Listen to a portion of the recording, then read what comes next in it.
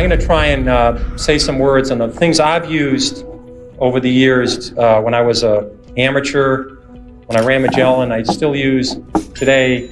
I think they make sense. I think they make a lot of sense for investors, and I frankly think it's a tragedy in America that the small investor has been convinced by the media, the print media, the radio, the television media, that they don't have a chance.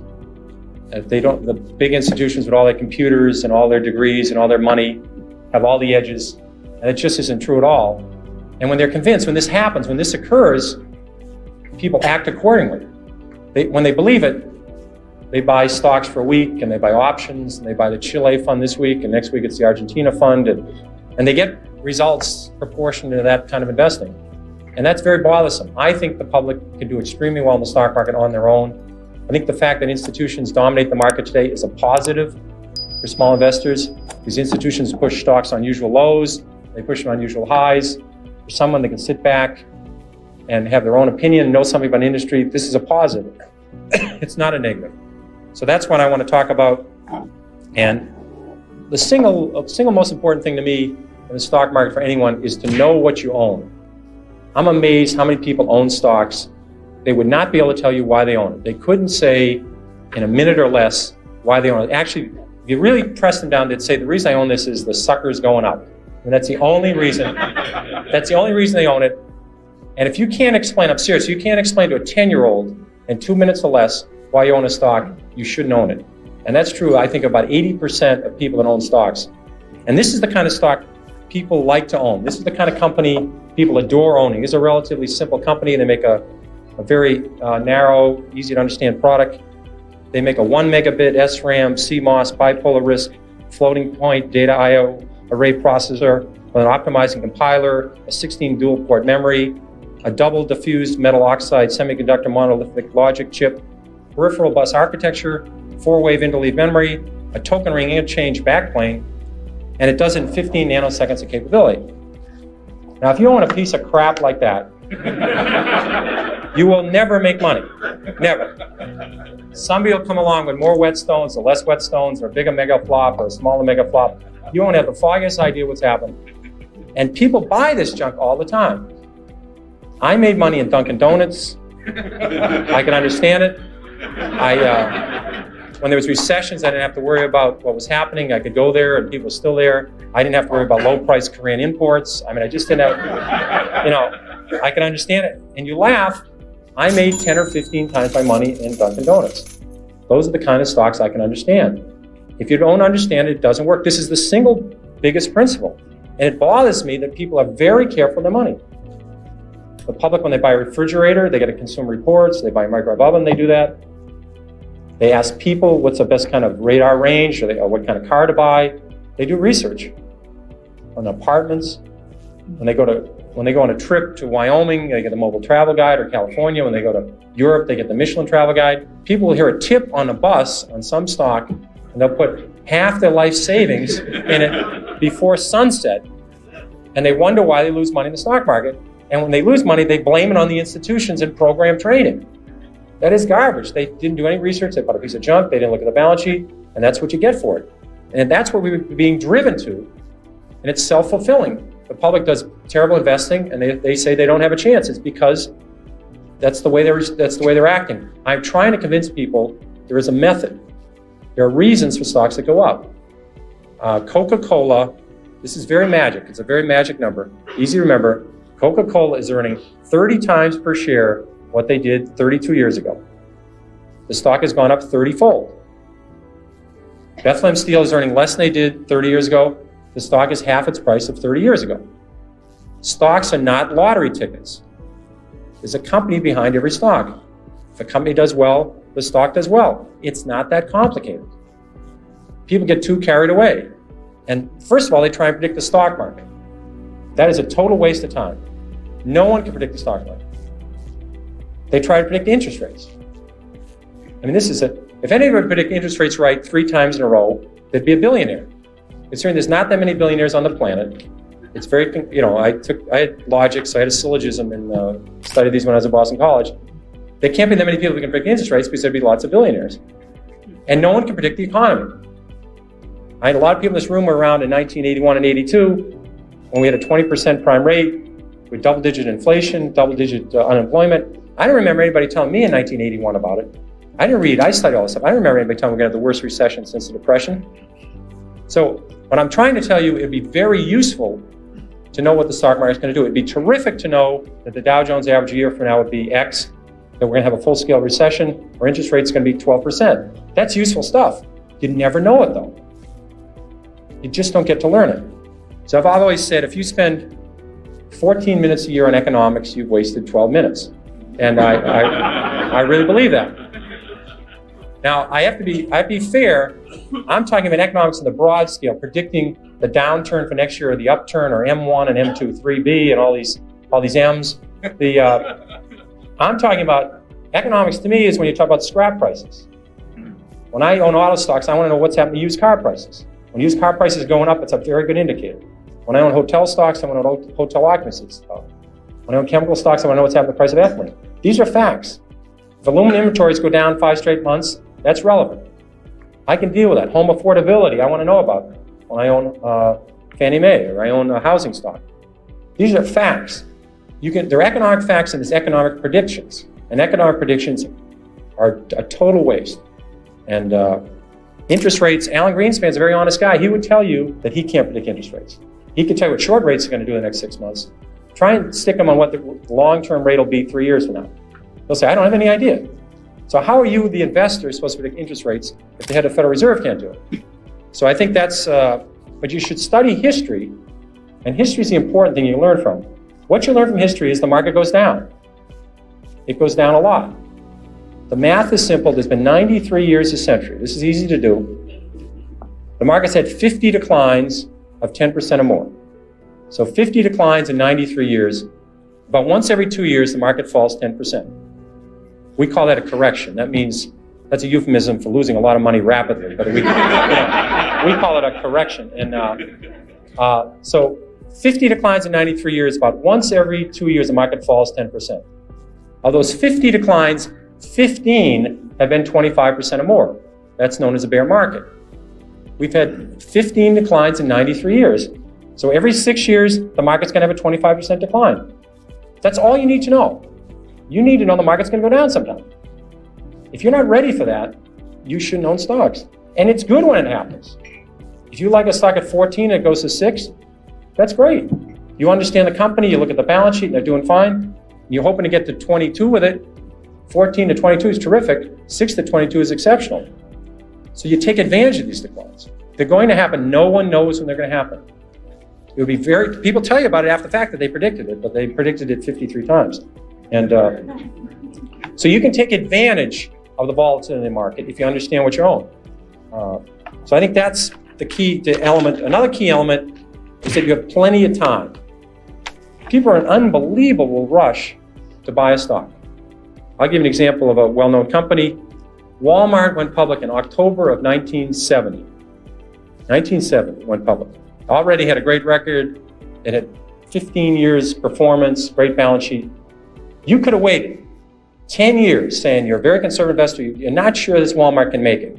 You want to check, you see them operate in small towns, you're afraid they can only make it in 7 or 8 states, you want to wait till they go to more states, you keep waiting. You could have bought Walmart 10 years after they went public and made 35 times your money. If you bought it when they went public, you would have made 500 times your money, but you could have waited 10 years after Walmart went public and made over 30 times your money. You could wait 3 years after Microsoft went public and made 10 times your money. Now, if you knew something about software, I know nothing about software. If you knew something about software, you would have said, these guys have it. I don't care who's going to win, Compaq, IBM. I know who's going to win Japanese computers. I know Microsoft, MS-DOS is the right thing. You could have bought Microsoft. Again, I'm repeating myself. Stocks are not a lottery ticket. There's a company behind every stock. And you can just watch it. You have plenty of time. People are in an amazing rush to purchase a security. They're out of breath when they call up. You don't need to do this. You need an edge to make money too. People have incredible edges and they throw them away. I'll give you a quick example of SmithKline. This is a stock that had Tagamet. Now you didn't have to buy SmithKline when Tagamet was doing clinical trials. You don't have to buy SmithKline when Tagamet was talked about in the New England Journal of Medicine or the British version, Lancet. You could have bought SmithKline when Tagamet first came out, a year after it came out. Let's say your spouse, your mother, your father, you were a nurse, you were a druggist, you're writing all these prescriptions. Tagamet was doing an amazing job of curing ulcers, and it was a wonderful pill for the company because if you just stopped taking it, the ulcer came back. So it would have been a crummy product that you took it for $1 and it went away, but it was a great product for the company. But you could have bought it 2 years after the product was on the market and made 5 or 6 times your money. I mean, all the druggists, all the nurses, all the people, millions of people saw this product, and they're out buying oil companies, or drilling rigs, It happens. And then 3 years later or 4 years later, Glaxo, even a bigger company, it's a huge company, a British company, brought out Zantac, which was a better, at that time, an improved product. And you could have seen that take market share, do well. You could have bought Glaxo and triple your money. So you only need a few stocks in your lifetime. They're in your industry. I think of people, if you'd worked in the auto industry, let's say you're an auto dealer the last 10 years, you would have seen Chrysler come up in the minivan. You've seen, if you're a Buick dealer, a Toyota dealer, a Honda dealer, you would have seen the Chrysler dealership packed with people. You could have made 10 times your money on Chrysler a year after the minivan came out. Ford introduced the Taurus Sable, the most successful line of cars in the last 20 years. Ford went up 7-fold on the Taurus Sable. So if you're a car dealer, you only need to buy a few stocks every decade. When your lifetime's over, you don't need a lot of 5-baggers to make a lot of money starting with $10,000 or $5,000. So in your own industry, you're going to see a lot of stocks, and that's what bothers me. There are good stocks out there looking for you, and people just aren't listening, and they're just not watching it. And they have incredible edges. People have big edges over me. They work in the aluminum industry. I see aluminum industries coming down, inventories coming down 6 straight months. They see demand improving. In America today, it's hard to get an EPA permit for a bowling alley, never mind an aluminum smelter. So when aluminum gets tight, you just can't build 7 aluminum smelters. So when you see this coming, you can say, wait a second, I can make some money. When an industry goes from terrible to mediocre, the stock goes north. When it goes from mediocre to good, the stock goes north. And it goes from good to terrific, the stock goes north. There's lots of ways to make money in your own industry. You can be a supplier in the industry, you can be a customer. This thing happens in the paper industry, it happens in the steel industry. It doesn't happen every week, but if you're in some field, you'll see a turn, you'll see something in the publishing industry. These things come along, and it's just mind-boggling, people throw it away.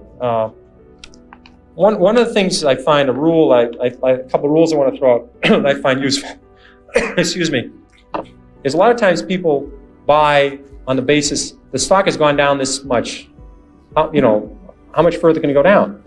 I remember when Polaroid went from 130 to 100, people said, here's this great company, great record. If it ever gets below 100, just buy every share, and it did get below 100. A lot of people bought on that basis saying, look, it's gone from 135 to 100. It's now 95, what a buy.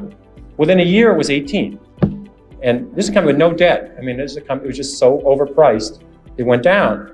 I did the same thing in my first or second year at Fidelity. Kaiser Industries had gone from $26 a share to 16. I said, how much lower can it go? It's 16.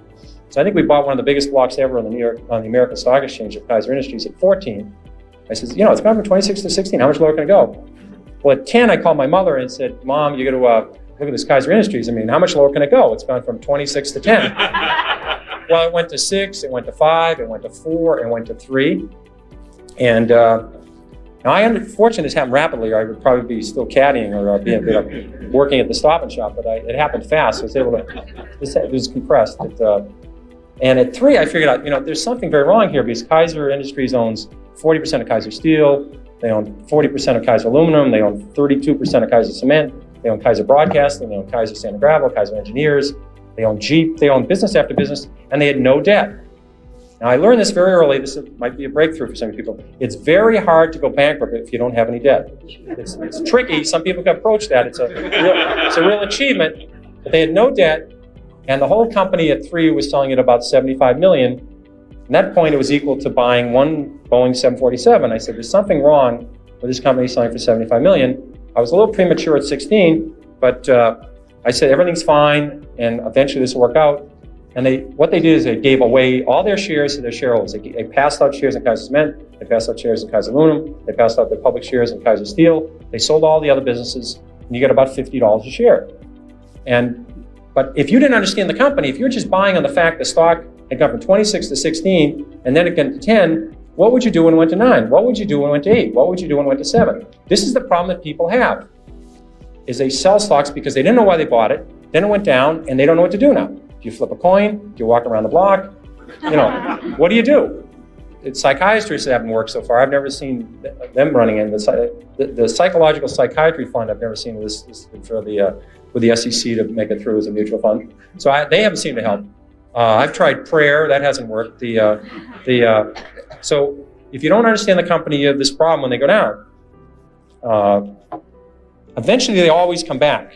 This one doesn't work either. People think RCA just about got back to its 1929 high when General Electric took it over. A lot of double nits never came back. Remember those beauties? Floppy disks, Western Union. The list goes on and on. People saying it'll come back. Well, it doesn't have to come back. Here's another one you hear all the time. It's $3. How much can I lose? I've had people call me up saying, I'm thinking of buying the stock at 3. How much can I lose? Well, again, you may need a piece of paper for this, but if you put if you put $20,000 in a stock at 50, or your neighbor put $20,000 at 50 into the stock, and you put $20,000 in at 3, and it goes to 0, you lose exactly the same amount of money, everything.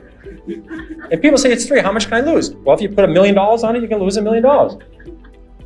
Just the fact that stock, this may be a reason to research a stock.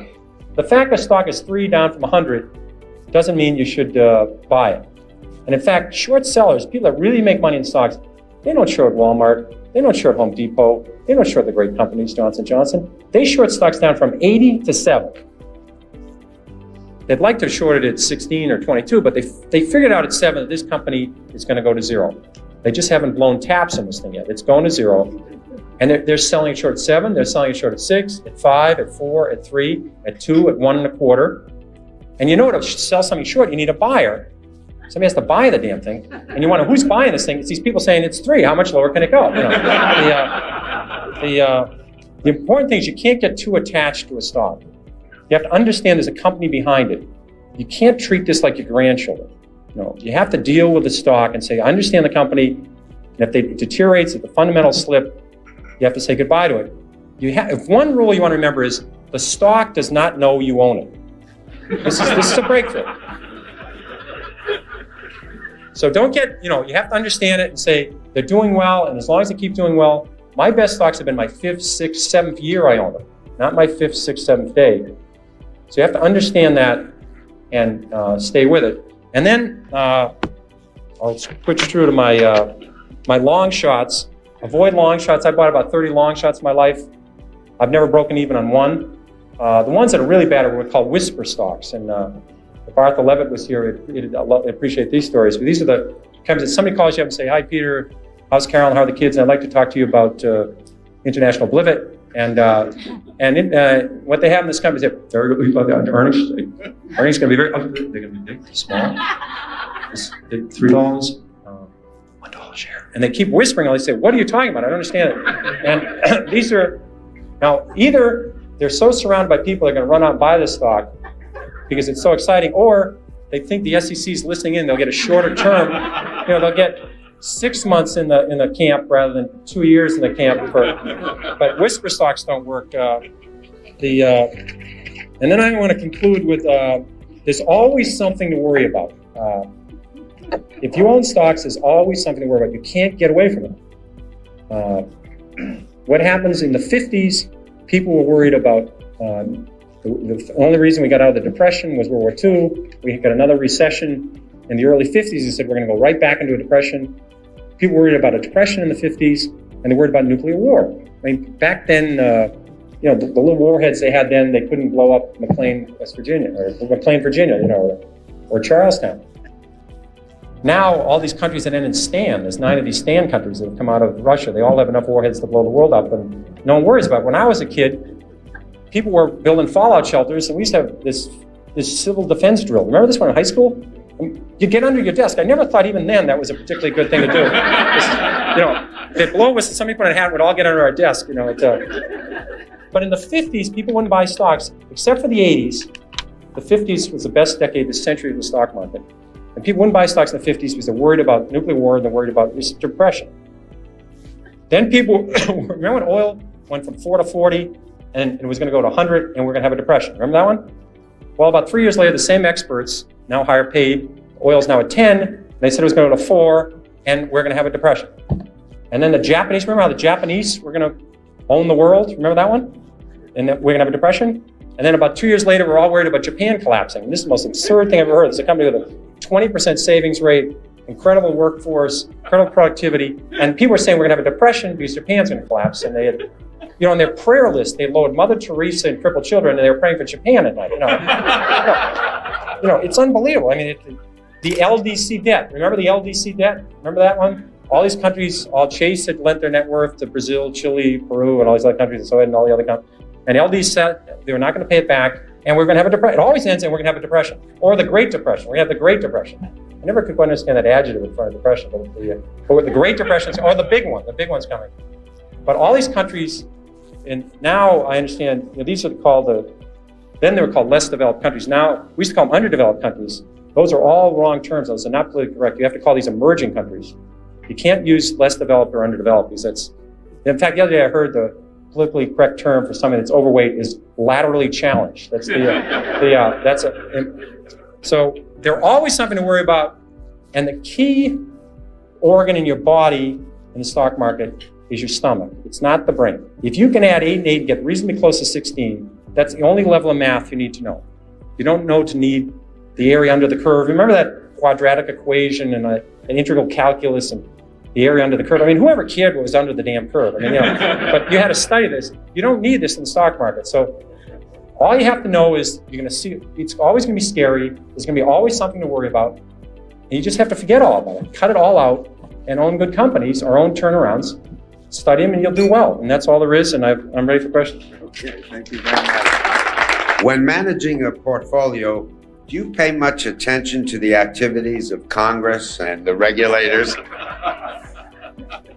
Did Ed Markey put this one up? I'm not sure on that.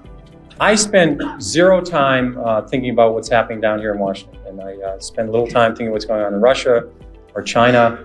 I just deal with facts. When the economy's going down, when the economy's going the wrong way, I can deal with that. This whole health care reform bill drove a lot of drug stocks down to low levels. And I could say to myself, well, 60% of Johnson & Johnson's earnings are outside the United States. Their pharmaceutical drug business is all on patent. Nothing's coming off patent. They only have 5% of sales from one product, which is Tylenol, which is already an over-the-counter drug and it's growing overseas. I says, why is this stock gone from 58 to 36? And these companies are already dealing in Japan and overseas with they already have government controlling pharmaceutical prices. They've dealt with it. So I deal with facts. They might, this year, I thought it was very likely you'd have a bill passed on healthcare. It didn't happen. They drove the stocks down, but I think the stocks would have rebounded anyway, even if the healthcare bill was passed. So I don't deal with what's happening in Congress or what's going to happen in the future. I just deal with what's happening in the economy and what's happening in the companies I call. Thank you.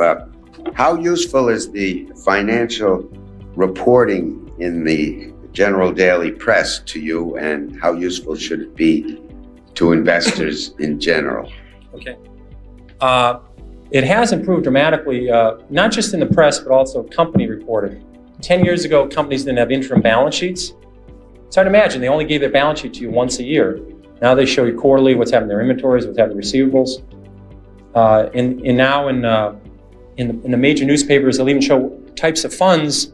There now, I think there's 2,500 companies in the New York Stock Exchange. There's over 5,000 different mutual funds. So there's twice as many mutual funds as there are stocks. At least in the paper day, explains what kind of fund this fund is. So I think reporting has improved. They report earnings. But again, I think if you own auto stocks, you shouldn't be reading the financial part of the newspaper. On Wednesday, the local newspaper, Tuesday, some places, or on Saturday, they have a whole 4 pages on automobiles. And they talk about new models. And they say this one stinks and this one's outstanding. They really, if you own auto stocks, that's the part of the newspaper you should be in. You shouldn't be calling your broker 4 times a day to get stock quotes. it doesn't work. Getting up in the morning to look to see how your stock did yesterday is not useful. All this stuff is just a waste of time. If you're adding up how much your stocks are worth, absolute waste of time. You should be looking at the company when you get the quarterly reports. You should be, if you're at the mall, imagine if you were in the retailing industry, or if you're in the restaurant industry, you would have seen Taco Bell, you would have seen McDonald's, you would have seen Toys R Us. I mean, you would have seen all these companies do terrifically well. You would have seen Bombay, you would have seen Tandy with Radio Shack, and you would have seen Radio Shack roll across the country, and pretty soon there were 25 Radio Shacks in every major city, and you said, there's not much room for them to go. But they had a 20-year great run. That's what you're dealing with. You're not dealing with the minutia of today. You're dealing, what's this company doing 2 years, 3 years, 4 years, 5 years from now? And if you're dealing with a cyclical and business is turning around, you wait for signs that business is slowing down. When you see it, you move on to something else. Are you concerned about the volatility in the financial markets today? Do you think something needs to be done to reduce it? I love volatility. I remember when in 1972 the market went from down dramatically, and Taco Bell went from 14 to 1. They had no debt. They never had a restaurant close, and I started buying at 7, but I kept onto it, and it went to 1.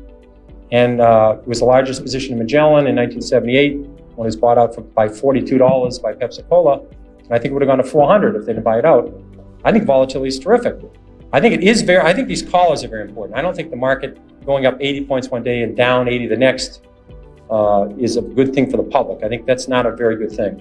But I think all of these callers and all these other things, to keep the volatility down each day is important. But the market's going to go up and down. Human nature hasn't changed a lot in 25,000 years. And some event will come out of left field, and the market will go down or the market will go up.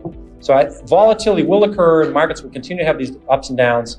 I think that's a great opportunity if people can understand what they own. If they don't understand what they own, they can own mutual funds, try and figure out what mutual funds they own, and keep adding to it. Basic corporate profits have grown about 8% a year historically. So corporate profits double about every 9 years. The stock market ought to double about every 9 years. So I think the next market's about 3,800 today, 3,700. I'm pretty convinced the next 3,800 points will be up. It won't be down. The next 500 points, the next 600 points, I don't know which way they're going. So the market ought to double in the next 8 or 9 years. It ought to double again in the 8 or 9 years after that. Because profits will go up 8% a year, and stocks will follow. That's all there is to it. October has always been a special month. I remember in 1987, I was very,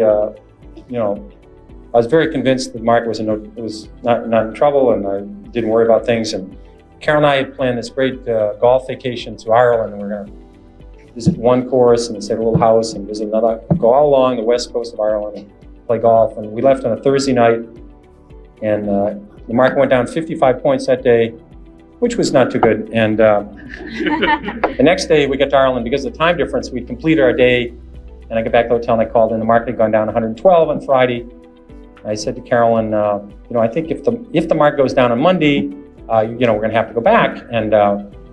And so we stayed there for the weekend. And on Monday, the market went down 508 points, and my fund went from I think 12 billion to 8 billion, and that gets your attention, in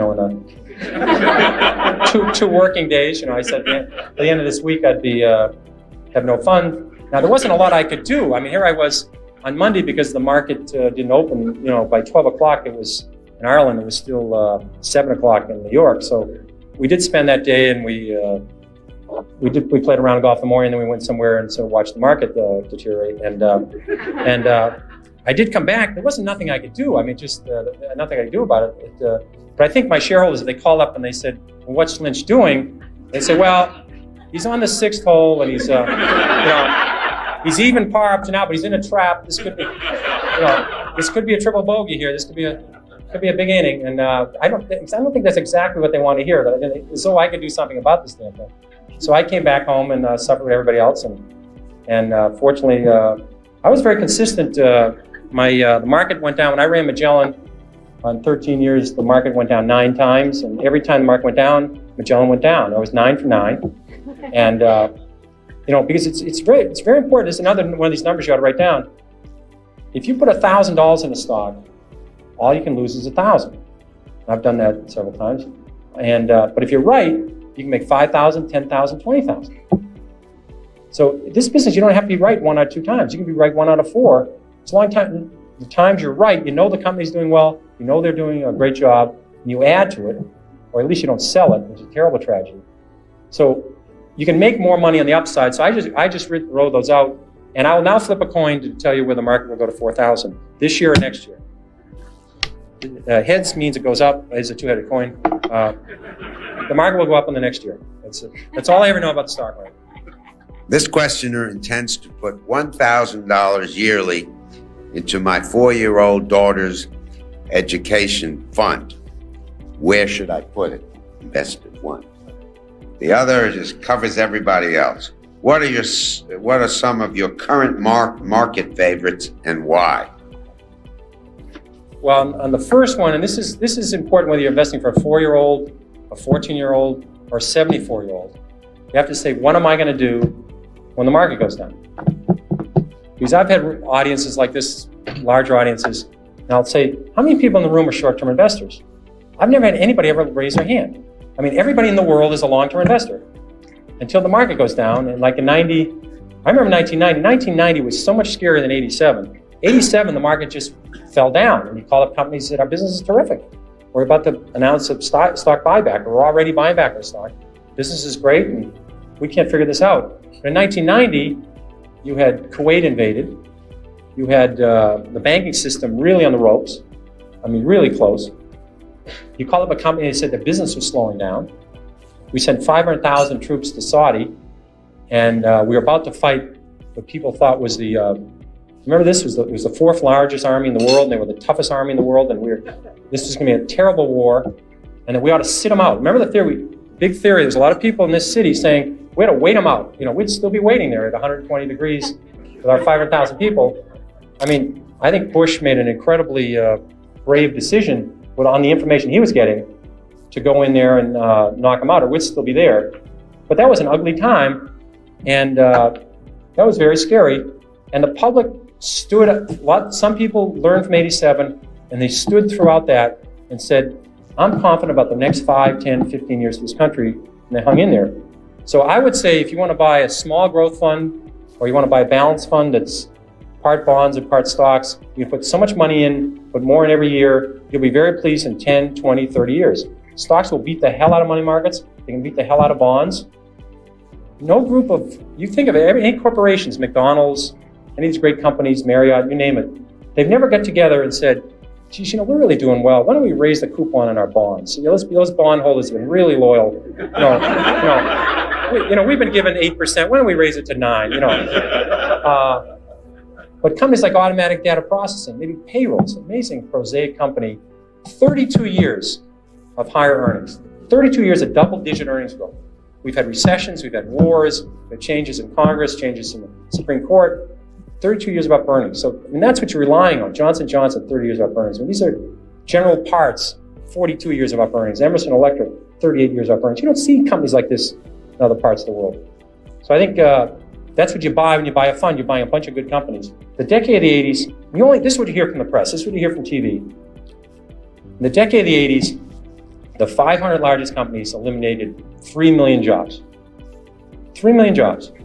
But there was 2.1 million businesses started in the 1980s. And if they just have 10 people each, that's 21 million jobs.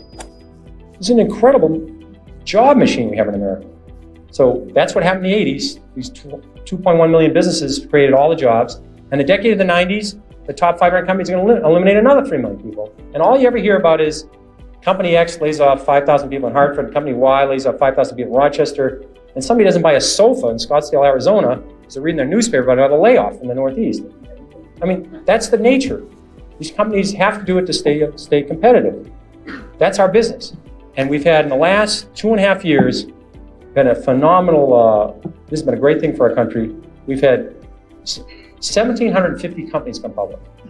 They've raised over $100 billion. There's only 2,500 companies in your stock exchange. 1,750 companies is a lot.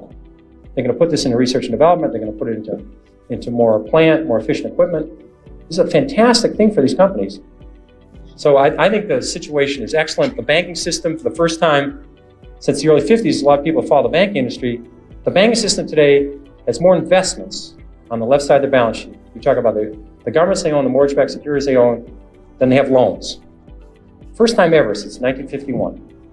And they're only making 50, 20, 30 basis points. They said, love to make loans. The banking system has the highest equity to assets in 45 years.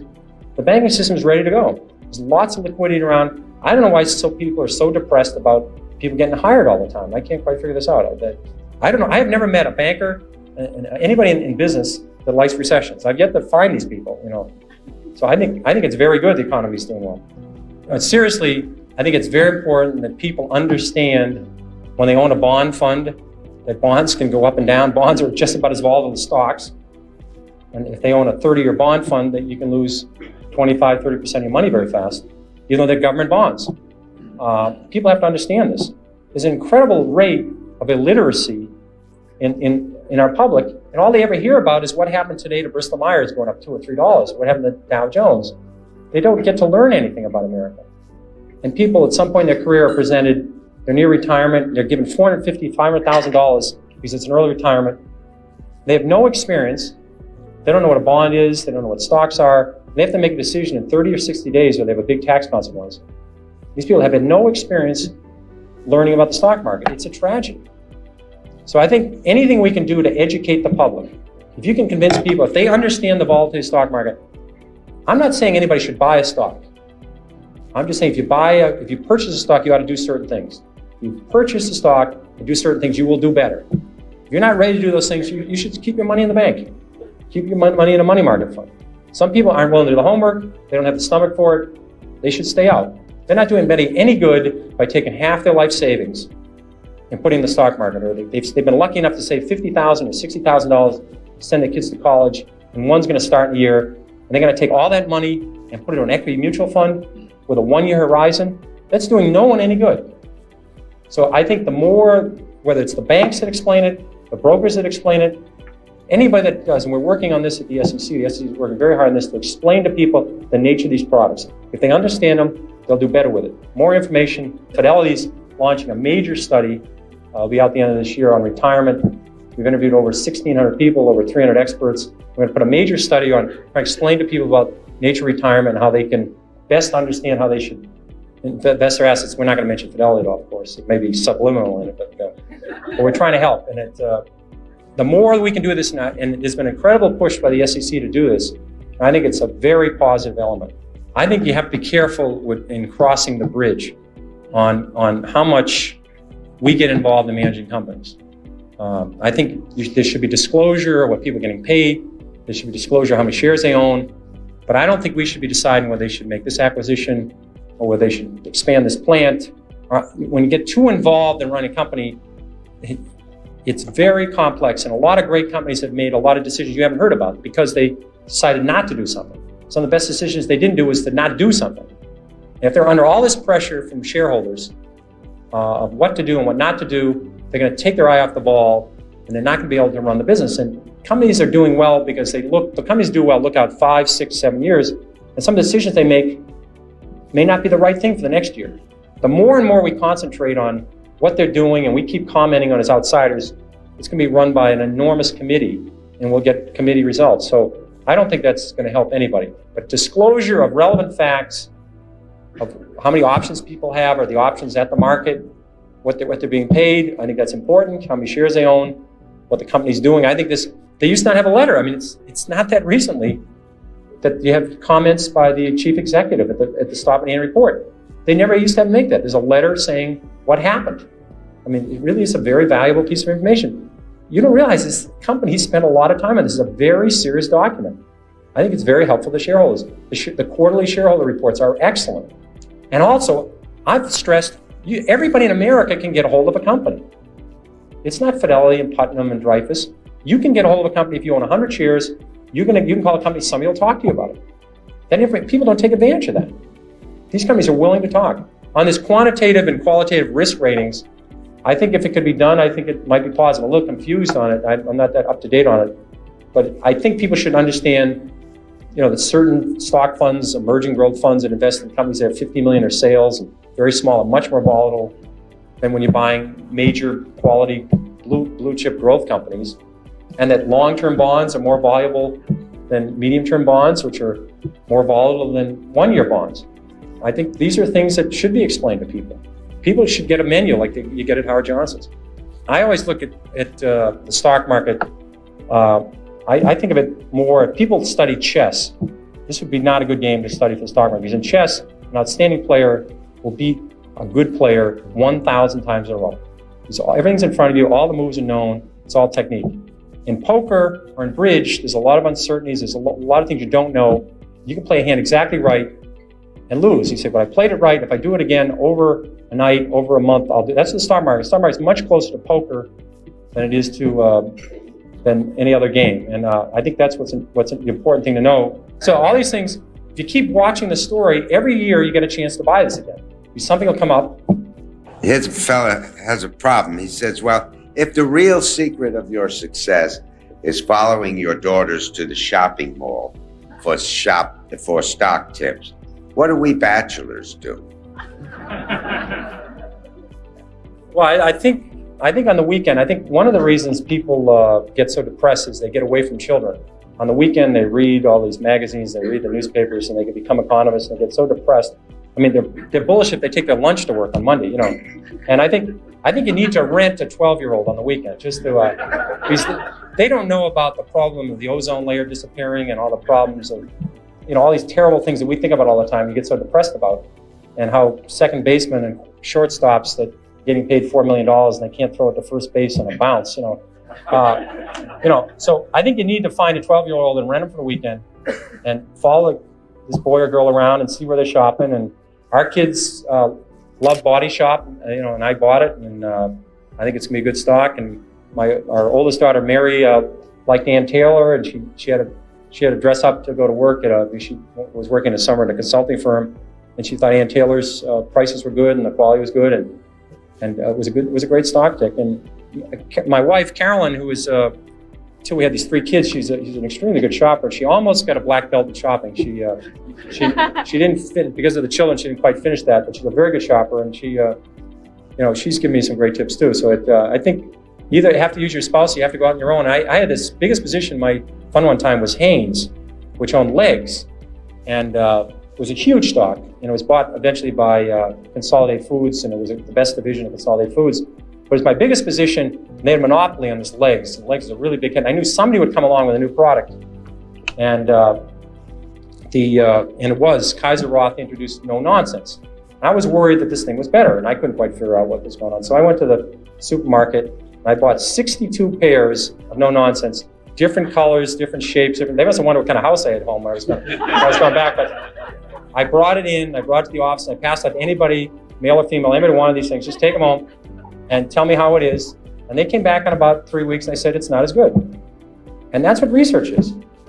That's all it was. And I held on to Hanes, and the stock was a huge stock. So that's what it's about. Thank you.